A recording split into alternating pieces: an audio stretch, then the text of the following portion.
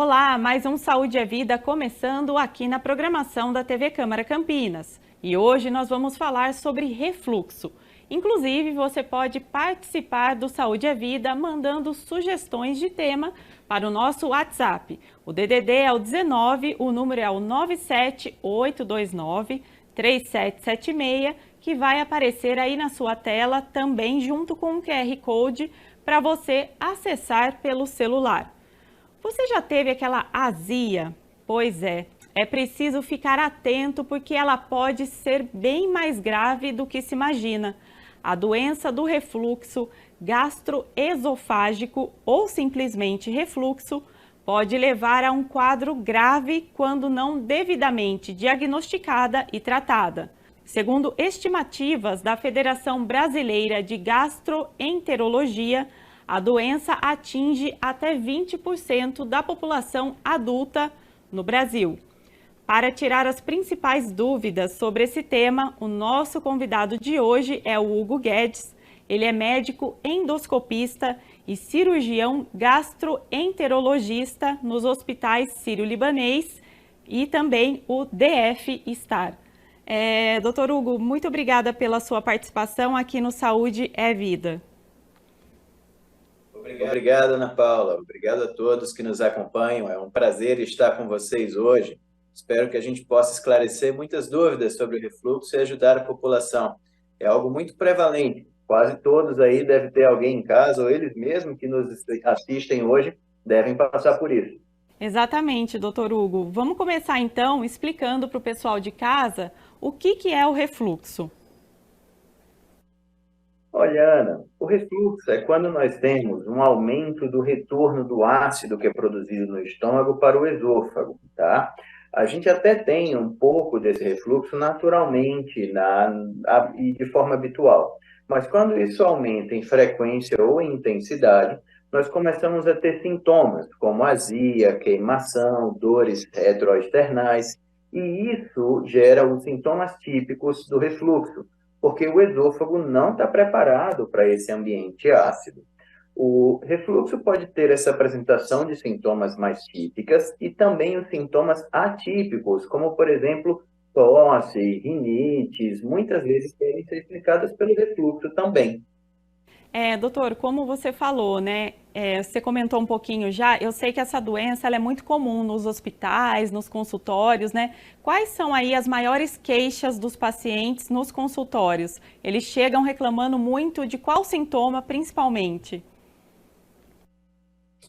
Pois é, Ana, é muito frequente mesmo. Como você comentou, né? 30% da população global está exposta a sintomas de refluxo em algum momento da vida. E hoje, alguns fatores de risco, como o excesso de peso, a obesidade, que está crescendo na população, acabam aumentando os sintomas e a exposição ao refluxo. Normalmente, um paciente que inicia um quadro de refluxo, ele começa a sentir queimação, a dor atrás do tórax abdominal, a sensação de regurgitação. Pessoas até brincam como se tivesse um dragão cuspindo fogo aqui no estômago para cima. Então, esses são os sintomas mais clássicos do refluxo. Existem também os sintomas que nós chamamos de atípicos, que parecem muitas vezes com asma. Esses sintomas vão aí ser mensurados como a tosse, os pigarros frequentes. Então, esses pacientes que às vezes achavam que tinham doenças alérgicas, muitas vezes podem ter também refluxo. São as duas formas de apresentações mais comuns hoje em dia. Inclusive, né, doutor, tem muitos relatos de pacientes que têm até aquela dor aqui no peito, né? Que pode achar que está tendo aí algum problema cardíaco, mas na verdade, o refluxo também, né? E isso mesmo, não é frequente a gente encontrar no pronto atendimento pacientes que chegam com fortes dores abdominais, fazem avaliações cardíacas e a gente não encontra nada. E o paciente faz uma endoscopia e identifica que tem refluxo. E é assim, efetivamente, que a gente começa a investigação desses pacientes. Nós fazemos endoscopias digestivas, que são exames com sedação, que não geram nenhum desconforto para o paciente e ele consegue ver, né, identificar os sinais clássicos do refluxo para que a gente possa cuidar e tratá-lo. Agora, doutor, eu queria que o senhor explicasse um pouquinho como que o refluxo ele começa aí no organismo, né? Qual é o processo, né, que gera o refluxo? Muito bem. A maioria das vezes, como eu falei ali no início, é um aumento do retorno do ácido que é produzido no estômago para o esôfago. Naturalmente, o ácido que é produzido no estômago faz parte da digestão dos nossos alimentos e deveria seguir o fluxo natural para o intestino e junto do bolo alimentar. Eventualmente, com alguns erros de hábitos alimentares e alguns fatores de riscos na anatomia do paciente, como, por exemplo, hérnias de hiato, gratidão da transição entre o esôfago e o estômago, que naturalmente as pessoas podem ter, esse ácido que está no estômago acaba voltando para o esôfago e gera machucados, erosões que no longo prazo podem deixar sequelas maiores, como coisas como esôfago de Barrett e até como câncer de esôfago. Hoje a gente se preocupa muito com o refluxo, porque o refluxo, se não tratado, se não diagnosticado, ele pode gerar sequelas que podem culminar, inclusive, com o câncer. E é uma doença que a gente consegue entregar um excelente controle clínico com alguns hábitos. A avaliação da endoscopia é o primeiro passo para a gente fazer o diagnóstico. Quando a gente identifica, por exemplo, essa frouxidão da transição entre o esôfago e o estômago, machucados ali na transição entre o esôfago e o estômago, a gente consegue confirmar o refluxo e já partir para os tratamentos iniciais. Então, é muito importante que a gente siga esse caminho e procure assistência quando tiver algum tipo desse sintoma. Exatamente, doutor Hugo. Vou te perguntar agora sobre isso, né? Quais são os riscos, né, da automedicação nesses casos de refluxo? Que a gente sabe que tem muita gente que sente aquela azia e já corre ali, né, para a farmácia ou para o armário de casa para pegar um remédio e tomar e só vai curar ali o sintoma inicial, mas a causa mesmo não vai ser tratada, né, doutor? É isso mesmo, viu, Ana? A gente vê muitas pessoas tendo como os melhores médicos os vizinhos. Pessoal, nem sempre é assim, tá? Lembrem-se que hoje o refluxo é uma doença tão frequente que a gente já aprende algumas coisas sobre o cuidado dela. Mas refluxo é uma doença crônica que precisa ter um controle clínico e uma assistência médica adequada, tá?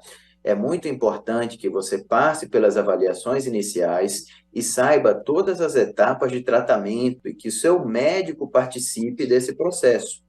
Os tratamentos básicos começam com mudanças de hábitos e estilo de vida, tá? Então, controlar o excesso de peso, perder peso faz muita diferença para melhorar refluxo, evitar tomar muito líquido junto às refeições, preferencialmente tomar líquidos meia hora antes ou meia hora depois dos alimentos, não deitar logo após se alimentar, não fazer refeições muito volumosas à noite, porque isso vai acabar aumentando o refluxo, fracionar as refeições, então, não fazer refeições, aqueles pratos gigantescos, não. Refeições de pratos mais leves, em pequenas porções, várias vezes ao dia, tá? E aí, depois dessa etapa, é que a gente passa para as medicações, e que devem ser usadas por momentos específicos, e a decisão da duração vem do seu médico, para que você use o menos tempo possível. O uso indiscriminado das medicações também pode estar associado a alguns problemas, como déficit de absorção de cálcio, magnésio, aumento de risco de algumas doenças crônicas. Então, é importante a gente saber, inclusive, quando parar a medicação e até quando propor ao paciente novos tratamentos, como os tratamentos intervencionistas, seja eles a cirurgia ou tratamentos endoscópicos, que vão tentar aí reconstruir essa anatomia da transição entre o esôfago e o estômago para ofertar um resultado mais efetivo para o paciente. Agora, doutor, falando um pouquinho de alimentação, que o senhor comentou, o refrigerante, né, que muitas pessoas têm o hábito aí de tomar durante o almoço, o jantar, ele é o grande vilão do refluxo? Ele é um dos grandes vilões do refluxo, sim, Ana. Refrigerante, bebidas gaseificadas, água com gás, tá, pessoal? Tudo isso contribui muito para o refluxo, então nós devemos evitar, tá? Excesso de bebidas alcoólicas, cigarro, alimentos com excesso de gorduras e frituras, pimenta, shoyu, chocolates, café, Tudo isso, gente, acaba contribuindo muito para piorar os sintomas do refluxo.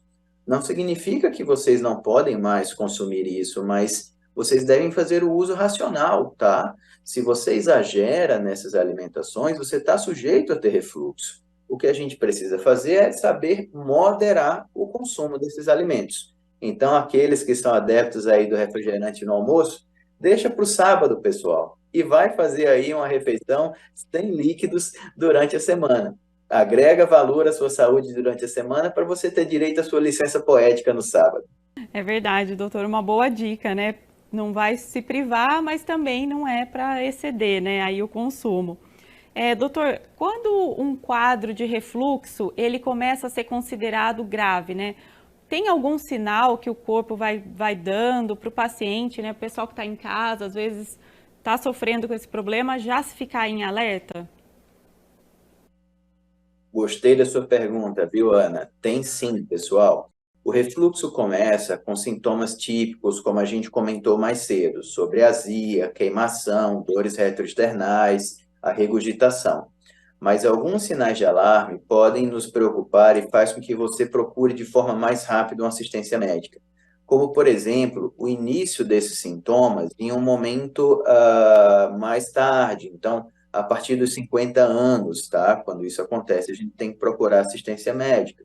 Um paciente que tem muitos sintomas de refluxo e de repente ele para do nada de ter refluxo, às vezes passa a ter entalos. Isso pode ser sequelas crônicas do refluxo que tem que ser observados. Perda de peso de forma inesperada, sangramentos pela boca ou pelo ânus, dores abdominais que não são facilmente tratáveis. Todos esses sinais têm que chamar atenção e você deve procurar o seu médico o mais breve possível. Doutor, agora, né? O refluxo maltratado ou não diagnosticado, né? Ele pode ocasionar uma úlcera, aquelas feridas, né, no estômago? Isso acontece? Acontece. Acontece, infelizmente, e é por isso que a gente se preocupa e agradeço o espaço aqui da vocês, da TV Câmara Campinas, para conscientizar a população sobre a importância de cuidar do refluxo. Muitas vezes, as pessoas que estão nos assistindo têm aí um ou outro sintoma de azia, queimação, e deixa isso para lá, não muda seus hábitos e vão levando a vida podendo estar cuidando da sua saúde, porque se você deixa o refluxo evoluir, se você não trata, esse refluxo gera machucados grosseiros no estômago e no longo prazo isso pode gerar desde estreitamentos no estômago a sequelas que aumentam o risco de câncer, como a gente comentou. E o câncer de esôfago é algo extremamente grave. A gente precisa cuidar para evitar que a população tenha câncer de esôfago. E nós podemos evitar isso através dos cuidados e dos tratamentos do refluxo que hoje a gente pode oferecer. Doutor, eu gostaria até que você explicasse essa questão do câncer do esôfago para o pessoal que está em casa. O câncer no esôfago, ele é causado por conta do ácido que volta, é isso? Quando a gente está falando do câncer relacionado ao refluxo, é mais ou menos isso, tá?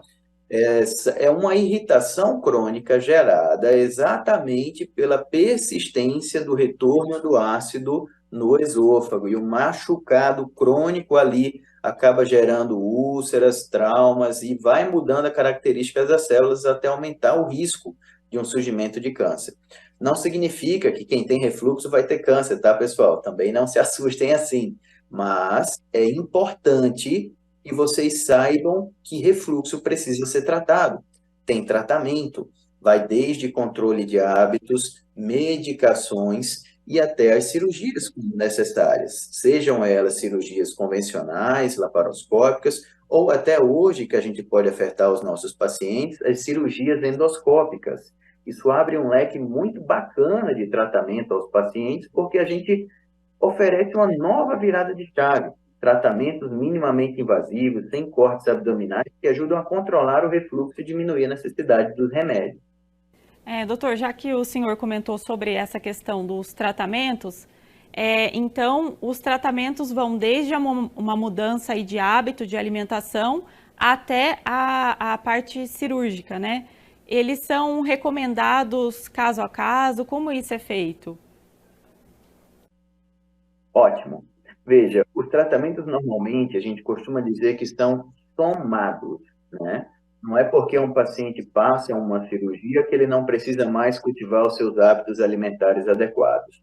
Então, todos os pacientes devem se alimentar de forma adequada, evitar os excessos alimentares, sejam eles operados ou não.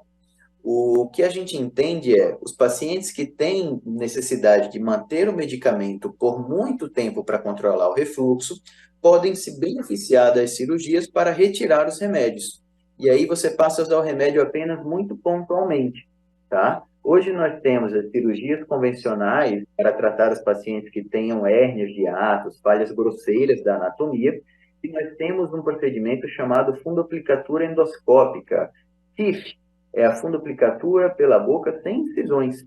O TIF, Transoral Incision Left Fundoplication, é uma técnica inovadora em que a gente consegue reconstruir ou reforçar a anatomia dessa transição entre o esôfago e o estômago sem abrir a barriga, só mesmo por uma cirurgia através da boca, por endoscopia, e faz com que o paciente controle bem os seus sintomas de refluxo e não precise mais ficar usando remédio toda hora. Então, para o paciente que está cronicamente exposto ao uso do remédio, essas soluções por endoscopia podem ser excelentes passos de transição para que ele não fique mais à mercê dos seus remédios e de medicações.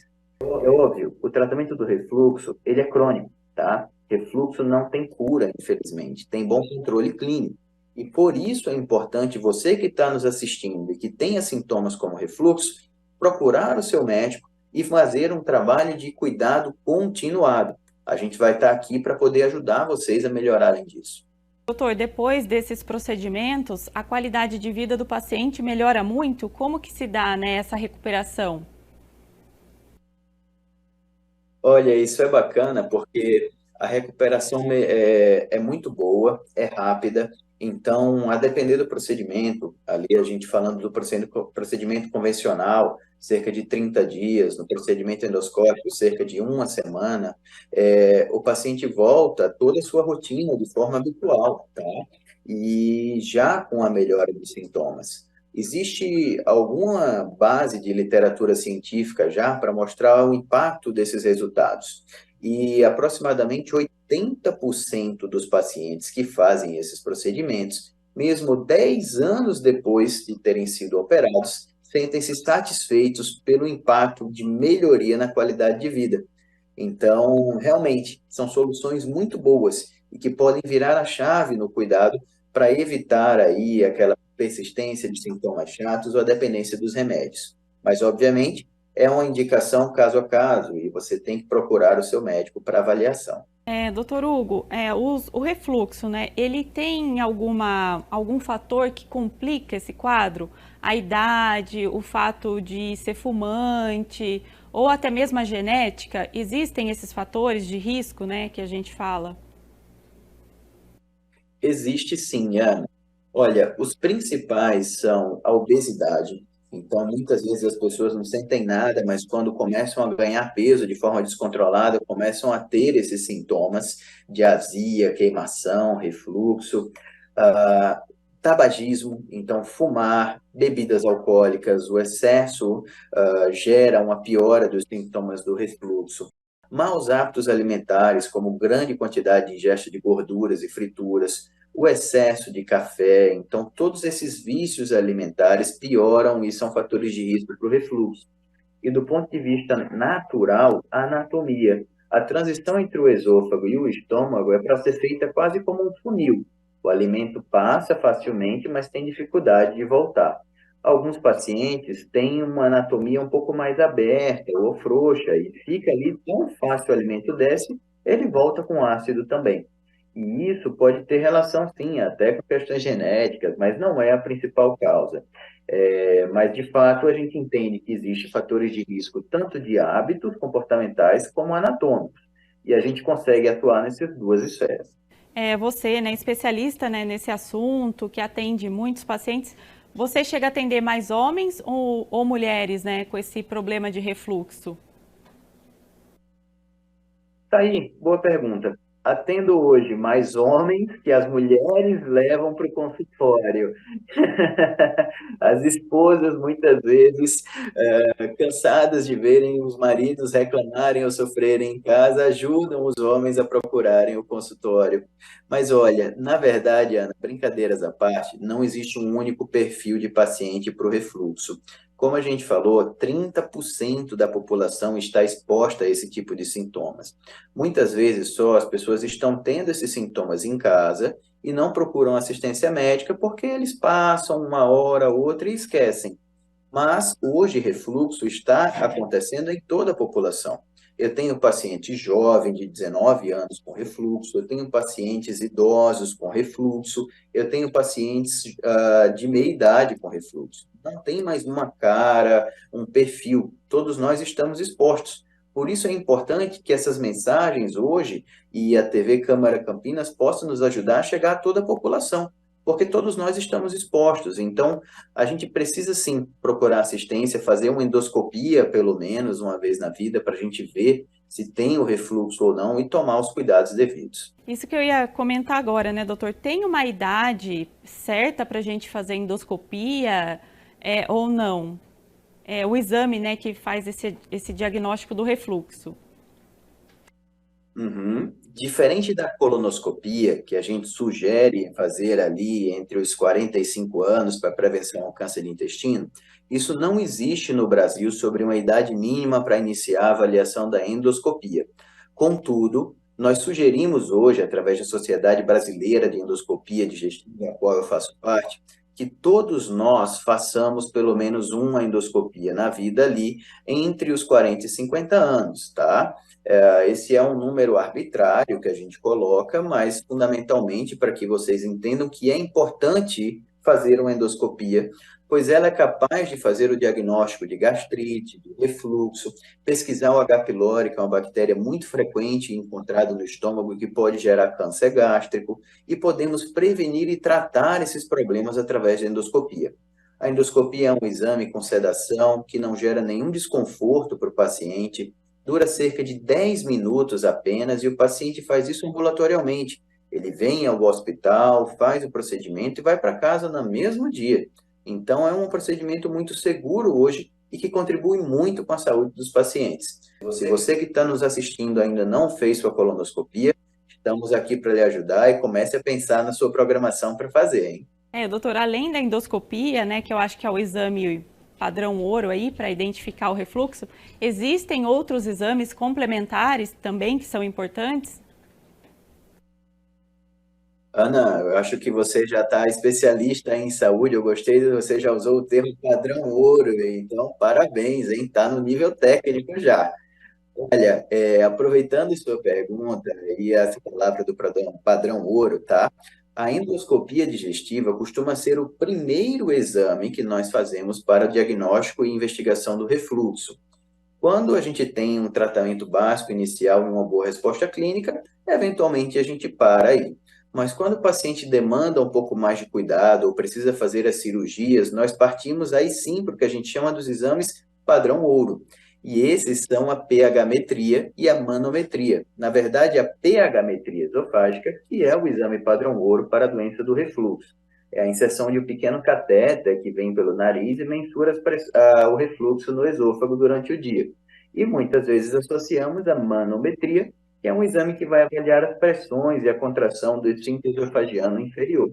Esses são métodos complementares e os dois principais exames complementares junto da endoscopia para investigar e tratar o refluxo. Doutor Hugo, para a gente encerrar aqui, né, o nosso programa, eu queria que o senhor reforçasse então a importância para o pessoal de casa, né, não achar que a azia é algo normal, que acontece mesmo e procurar atendimento médico, fazer o diagnóstico precoce. Muito bem, pessoal. Você que está aqui nos assistindo provavelmente já teve um dia onde teve um pouco mais de queimação, azia, refluxo, que isso impactou na sua qualidade de vida ou na sua rotina. Pessoal, isso não é normal, tá? É importante que você procure assistência médica e vá se cuidar. Refluxo gastroesofágico é uma doença impactante e que pode atrapalhar muito a sua qualidade de vida. Todos nós estamos sujeitos. Se você conseguir fazer uma endoscopia, ser acompanhado pelos médicos e tratar, você pode ter a sua vida normal, sem sintomas, sem nenhum desconforto. Mas se você não cuida da sua saúde, isso pode gerar problemas sérios, até um dia virar um câncer. E hoje nós temos muitas soluções para o seu cuidado, desde a mudança de hábitos de vida, em que a gente pode ajudar vocês nesse processo de transição, até procedimentos cirúrgicos hoje inovadores por endoscopia, que não mudam a incisão, não tem incisões abdominais e tem rápida recuperação. Então, hoje a gente está pronto com uma oportunidade de cuidado de saúde para que vocês possam ficar bem e controlar esses sintomas. Não deixem a sua saúde de lado, gente. A prioridade são vocês. É importante, né, esse recado, né, do doutor, para a gente não realmente negligenciar a saúde, né? Qualquer sintoma ali tem que procurar ajuda, né, ajuda médica.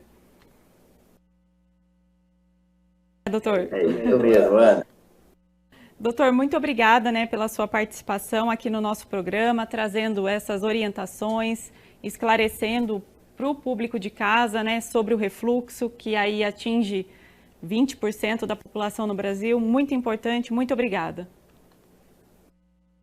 Foi um prazer, um abraço para todos vocês e até a próxima. Agora que você já tirou todas as dúvidas sobre refluxo, confira algumas orientações alimentares elaboradas por nutricionistas do Programa Saúde da Família, que podem auxiliar no tratamento. Procure realizar de 5 a 6 refeições ao longo do dia. Porções menores são mais fáceis de serem digeridas e diminuem as chances de ter refluxo. Mastigue muito bem os alimentos para facilitar a digestão. Evite alimentos gordurosos, como cupim, costela, picanha, leitoa, pernil, torresmo, bacon, frituras, além de biscoitos recheados e amanteigados. Sempre dê preferência ao consumo de alimentos com menor teor de gordura, como leite desnatado, queijo branco, queijo cottage, ricota, iogurte natural desnatado, filé de peixe, frango sem pele, patinho, coxão mole, coxão duro e lombo de porco. Evite o consumo de alimentos ricos em carboidratos simples, como macarrão, pão, doces em calda, chocolates, goiabadas, cocada, leite condensado, pois eles podem potencializar os sintomas de refluxo. Evite bebidas alcoólicas, refrigerantes, bebidas gasosas, café, chás preto, verde e mate. Evite o consumo de condimentos, como pimentas, temperos prontos, molho inglês, shoyu, páprica, noz moscada, canela, mostarda, ketchup e conservas. Alimente-se em locais calmos, se concentrando no momento da refeição.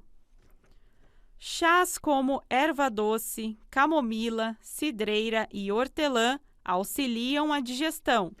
Evite ingerir líquidos durante as refeições. A ingestão excessiva de líquidos, neste momento, dilui o ácido gástrico, diminuindo a eficiência da digestão e favorecendo, consequentemente, o refluxo. No caso do refluxo, é muito importante evitar se deitar ou fazer exercícios logo após as refeições. Não se automedique, consulte um médico para orientar o tratamento e um nutricionista para eleger a dieta adequada. Estamos encerrando então mais um Saúde é Vida. Obrigada aí ao pessoal de casa pela companhia. Você pode conferir todos os programas no YouTube da TV Câmara Campinas e não se esqueça de nos acompanhar nas redes sociais. Até o próximo Saúde é Vida.